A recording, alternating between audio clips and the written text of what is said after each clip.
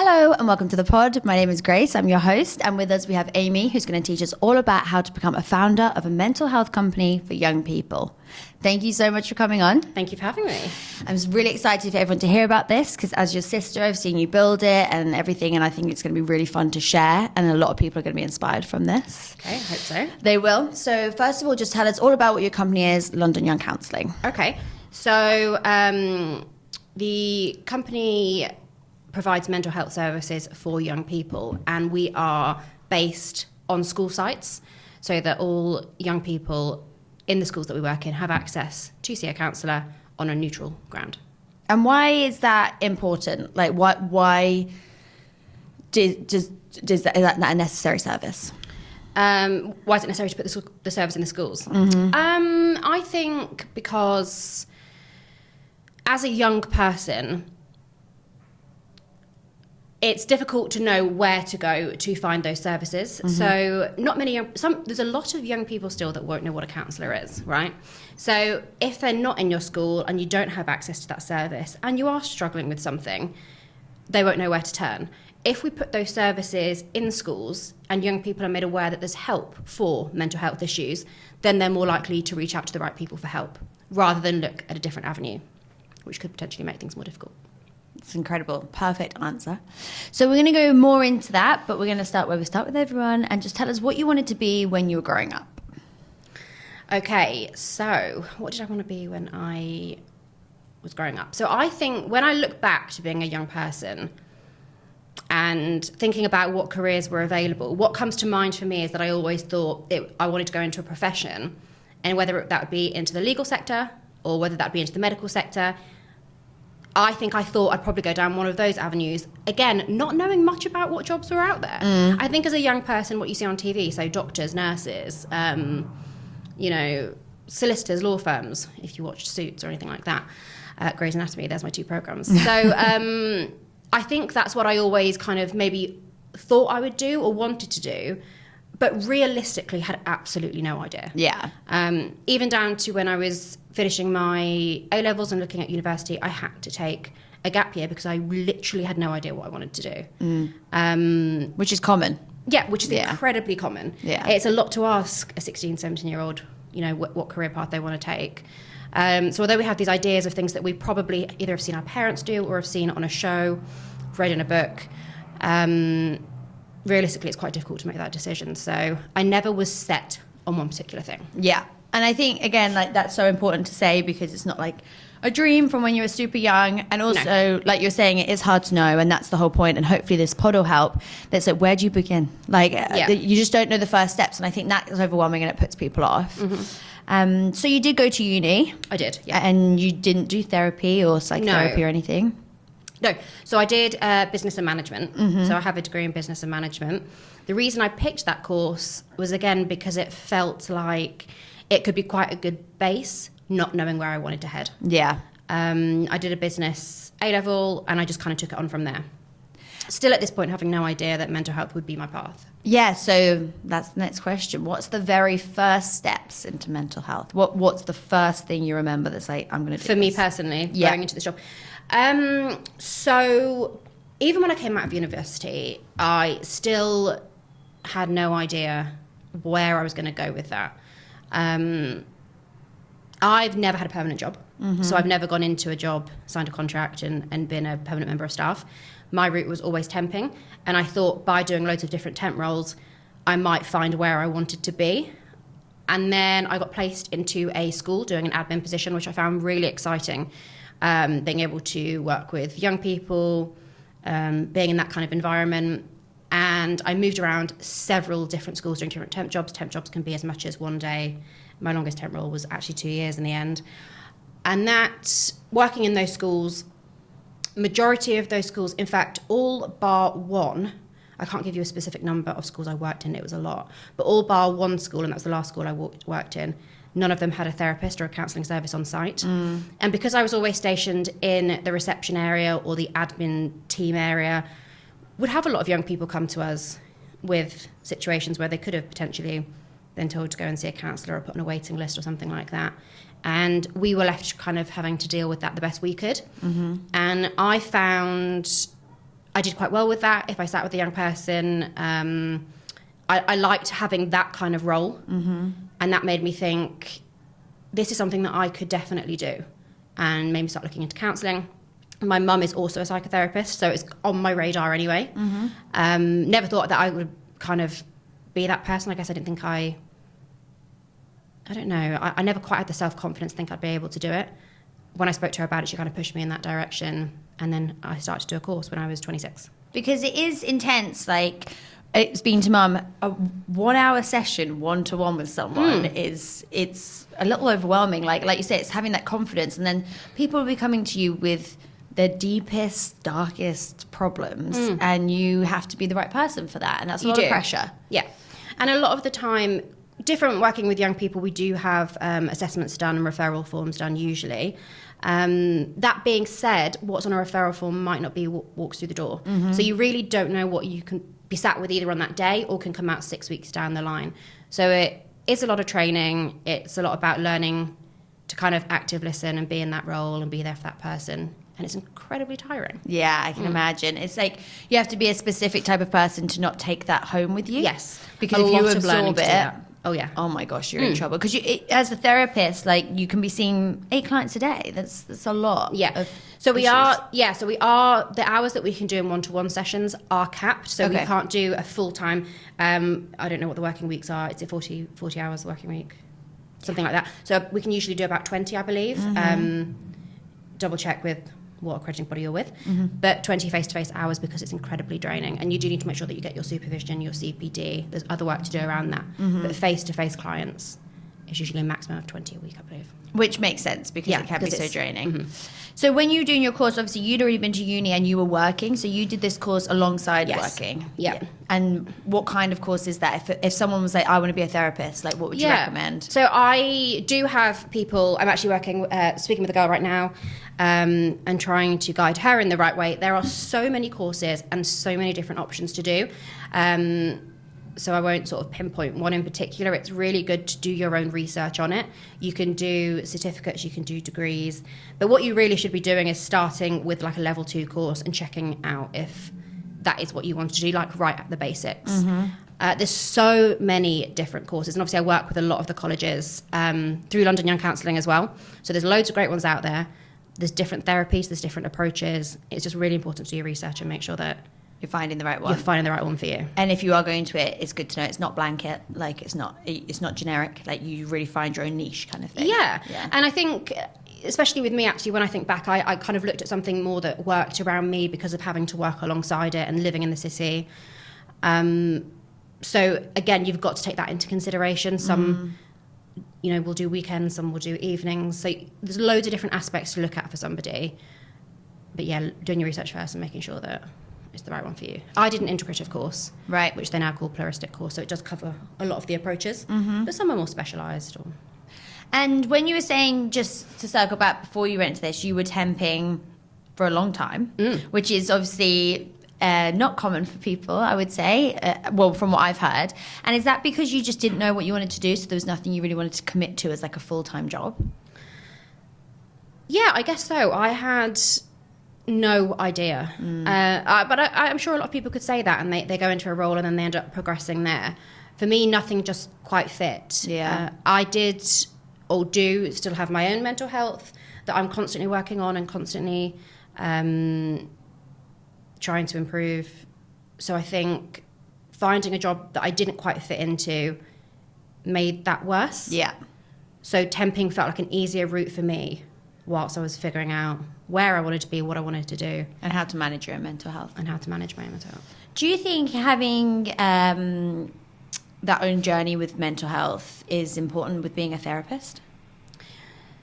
Is there a certain understanding? I think so. I think, yes, I think when you've been through something, it can make you more empathetic and understanding of somebody's situation. Of course. However, we do get somebody who comes through the door with a situation that we might not have worked with. But that is all given in the training as well. We work a lot through that and a lot of case studies, a lot of learning about different issues. But I think it's incredibly important, if not necessary, that a counsellor has been in counselling themselves. Whether that's because they're going because they just want to check in and work on something. Yeah. that's not maybe as pressing as somebody that's been through something more serious. I think if a counsellor's been into therapy, that makes you a much better counsellor. In London Young Counselling, we wouldn't accept a counsellor that hasn't been in therapy themselves. That is really good to know. And I think that's also nice, you know, when you go to see a therapist, which hopefully more and more people are doing and feel like they have access to be like, you've probably been in this position. It's more of an empathetic, maybe. Yeah. And it creates a bit more maybe of a rapport and an understanding. But I think the thing is as well now is that therapy is a luxury. And, you know, some people do get it offered through work and other avenues, but it is considered a luxury. Not everyone can afford to go to therapy, which is why I find it incredibly important to set up services, for example, with the young people who can't necessarily just work out a credit card and pay for it, that we can offer that in schools. So that leads us nicely into you were a therapist, are a therapist, but you decided that maybe that traditional sort of one-on-one therapy wasn't right. How did we get to London Young Counselling? What's the leap here? Well, how it began was me qualifying and wanting to work with young people, and I couldn't find a company to facilitate a placement for me to get my experience. So I created the company. So I was able to go in schools and work with young people on a voluntary basis. Right. Because as a trainee, you have to gain hours to be able to pass. I did speak to my mum about it, who's a qualified psychotherapist, and said, do you think you could, you know, create something like this so that I'm able to have that experience? And she said to me, no, it's your idea, you go and do it. And it was one of those moments where I thought, I can't, I'm, you know, again, it's that self-esteem. Well, not even that, like I just didn't have that confidence in myself. And she was like, I'll help you all the way. And she did. She did a lot of my first meetings with me. She's, you know, proofread everything. She's interviewed loads of people for me at the beginning. But the reason I went out and did all of that was to find somewhere where people could train to work with young people and young people could benefit from that. And putting it on a school site is more of a neutral ground. Home isn't a safe place for all children. So going to therapy from home or having a therapist at home doesn't work for many children.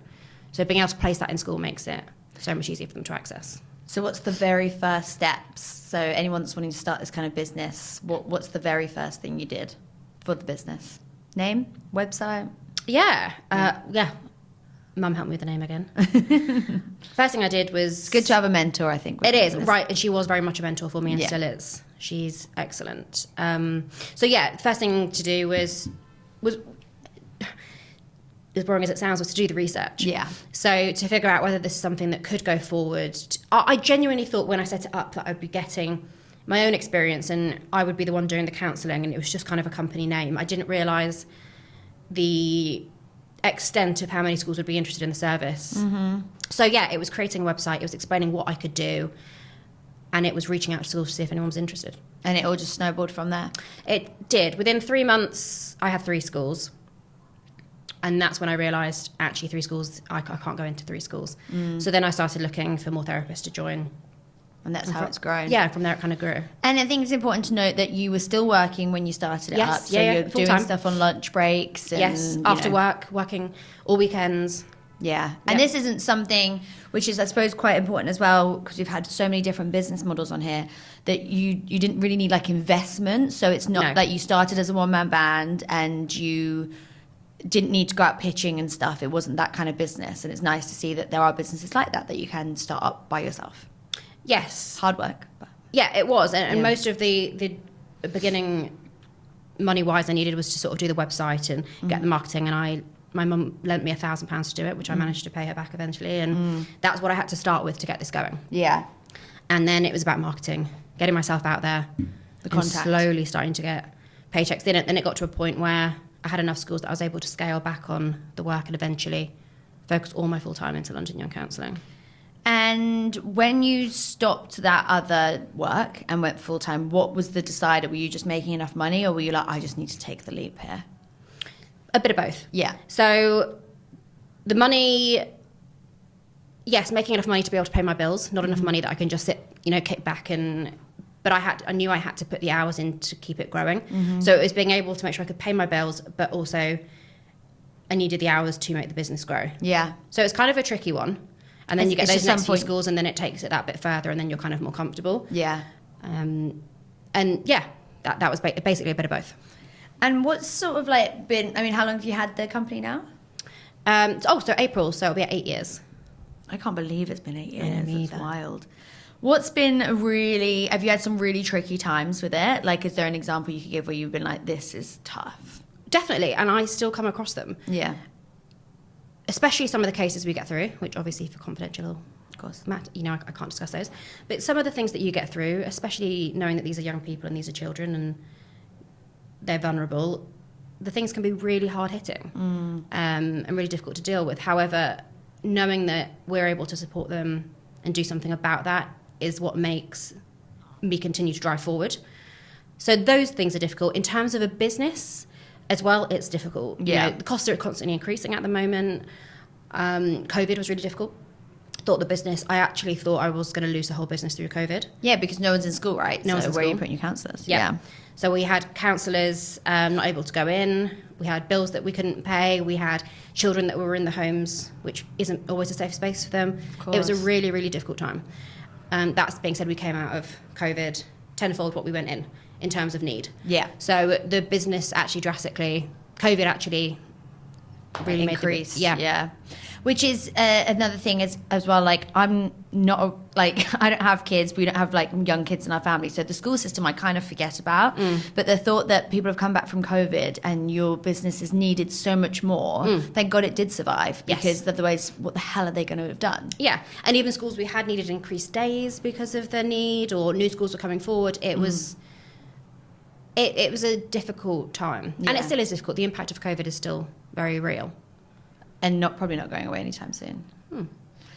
With like sending counsellors in and managing schools and stuff, and it being your business, there's got to be a certain level of trust, and I'm sure that's tough from saying Yes. you built it up yourself. Like, how do you manage that? Is it just a serious vetting and you interview everyone? Yeah, so we do have a serious vetting process. Of course, we're sending adults in to work one-on-one with young people, so there's a lot of policy that we do need to follow, and we do.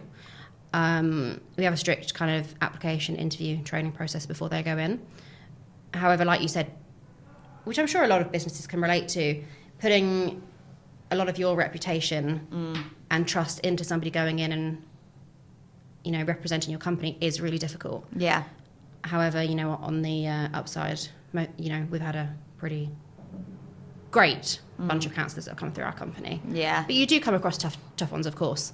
That's the nature of working with human beings. But Yeah, of course. With people that would want to become therapists, what would you say, like, maybe not your best piece of advice, but what kind of qualities or values, like, what would you tell them if they're like, I want to become a therapist? yeah, I think, gosh, you might as well call this podcast research as the title, so I'm going to say it again. But I think it's just so important I think a lot of people have an idea of what a therapist is. I did. Yeah. And when I went in, I was like, hang on, this is very different to what I thought. Yeah. Researching what therapy actually is so important. We're not people that can go in and you have one session with us and you come out and your problem in your life is fixed. Yeah. We're there to literally help you along that process. We can't give you answers. We can't give advice. Yeah. The work does come from within. So it's really important to research what therapy means. Yeah. And how you can make a difference. It's important to make sure that you're an empathetic person and that you have the understanding. And as I'm sure all therapists hear all the time, that you've just got to be an active listener. And that's where the concentration comes in. It is, and I'm sure you can appreciate, you're practically doing it now on your podcast. You literally have to sit there and actively listen. There's no zoning out. Yeah. There's no, daydreaming off for 10 seconds. And this is really important to somebody, and this could be life-changing for somebody. And it's exhausting.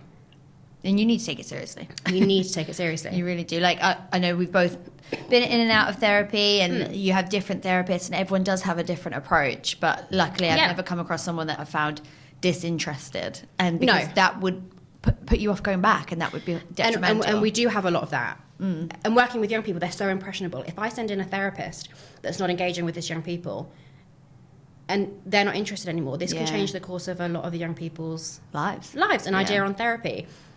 And that's obviously exactly what we don't want. That being said, not every therapist clicks with every client. Yeah.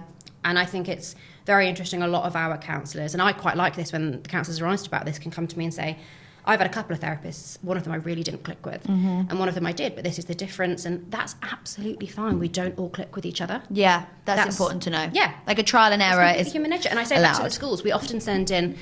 I'm trying to think how many.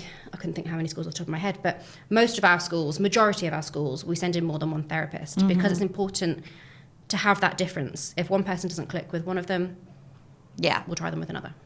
And it's interesting because we had a PT on here, the wonderful Mark, and he was saying the same, is that, like, obviously it's different, but he was saying that you kind of go, like, to have all clients, then you're like, if this isn't working, like, neither of us are looking forward to this, what are we doing? Yeah. And if you do that for your body, you do the same for your mind. You'd be like, Yes. oh, you know what, this gym isn't working for me, this.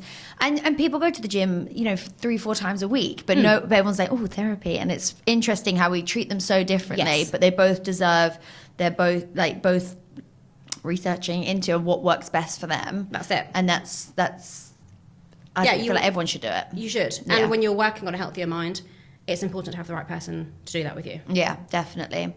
So a bit of a personal question, you don't have to answer, but basically, obviously, as women, there's a different things to think of. So whether one day we think we want to have a family, and there's a lot of pressure on that. As a business owner, is that something you think about and plan about or manage? Like, what are your thoughts on that? On having a family, or how I would do both? Yeah, like, do you, as a business owner, I'm just wondering, because I think sometimes we look at people, we're like, oh, they've got this hugely successful business, they'll just take time off and pay someone else, and it's not always like that. Yeah. Or do you have to be like, you know what, I'm not thinking about it, or like, in every aspect, even we have it in corporate, it's like, because you only get like 2 months full paid leave at some places, so it's like, well, what are you supposed to do for the rest of the time? And Yeah. is that something you think about? It's something that's definitely crossed my mind. However, I don't forward think too much. I kind of think about what I need to do tomorrow. Right. Further down the line can become a little bit overwhelming for me. That's something that I personally have to deal with. So kind of thinking too far ahead would massively overwhelm me. I do think about, if I was, and hopefully one day I will have a family, trusting somebody to run the company is terrifying. Yeah. That the delegating what is essentially my baby right now is quite scary. I will cross that bridge when I come to it. I wouldn't want the company, I wouldn't just say, I'm taking leave and the company has to stop, but I'd have to find the right person. Because you couldn't do that, right? The company can't just stop. No. Like, because how do you even revive that? Yeah. We have people depending on us. We have thousands of students go through our service every week. Yeah. That's not not something I could do. However, I couldn't just take my foot out of the company. I'd always have to have a toe in, for sure. It's funny as well. I'll always be watching from somewhere. Because it's like trusting someone to take care of your business or trusting someone to take care of your actual child. I know.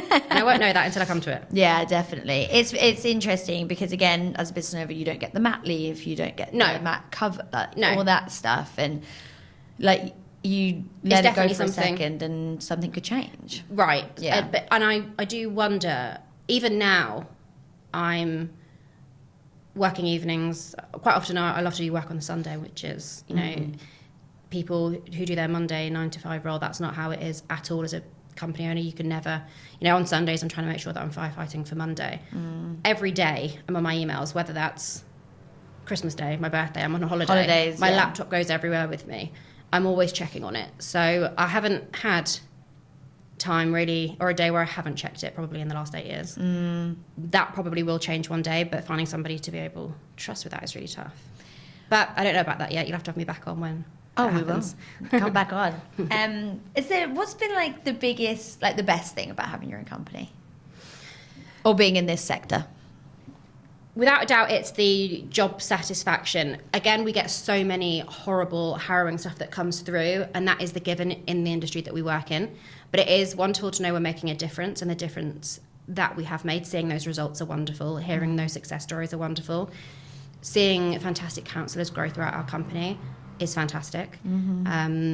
All of that is wonderful. On a personal level, it's wonderful because I've always had a bit of a commitment issue, I guess, and I've never had a permanent role myself. So being able to kind of manage that myself is good for me and my mental health. Being able to kind of run my own schedule. But then I know that's what works for me personally. I never was able to really settle in somewhere else. and another person's routine. You kind of like to set your own routine. I do. And Yes. And that's nice as well, because people go into businesses for different reasons, money or this, but it's like sometimes it's for your the way you live, and it's how you would manage your mental health, which is so important. And you've done something to adapt to that.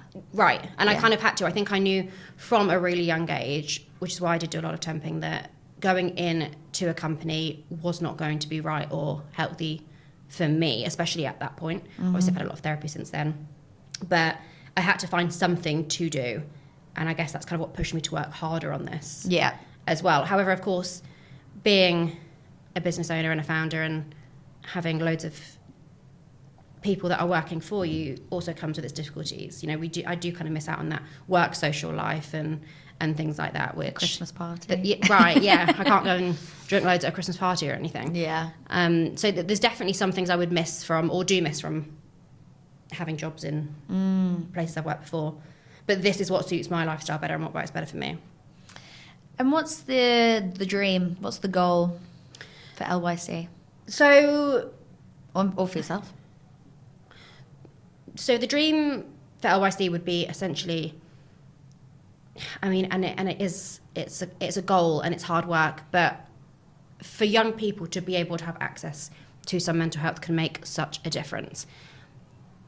I know it's difficult. Head teachers are constantly changing, school ownership's constantly changing, education's constantly changing, and it does make it a challenge to make sure there's a service in every school. However, I would like to see a therapist available to all young people. Primary and secondary. Primary and secondary, sixth forms, colleges, universities. It's such a high pressure cooker in those schools. Whether that's with home life, education, young people are faced with a lot. It's becoming difficult. It has always been difficult. And I think I would just like to see the generations moving forward have some kind of access to that. I didn't have access to that. Another reason I started the company. If I had, I think I would have been on a very different path. So that being said, it's worked out quite well for me because here I am and I'm making a difference. But I didn't even know what a therapist was when I was at school. If we had a hard day and I couldn't figure out or express what I was trying to say, I got sent to the school nurse for a lie down. It's not on. That's just... What does that do? That didn't really do anything. Is that possible, do you think?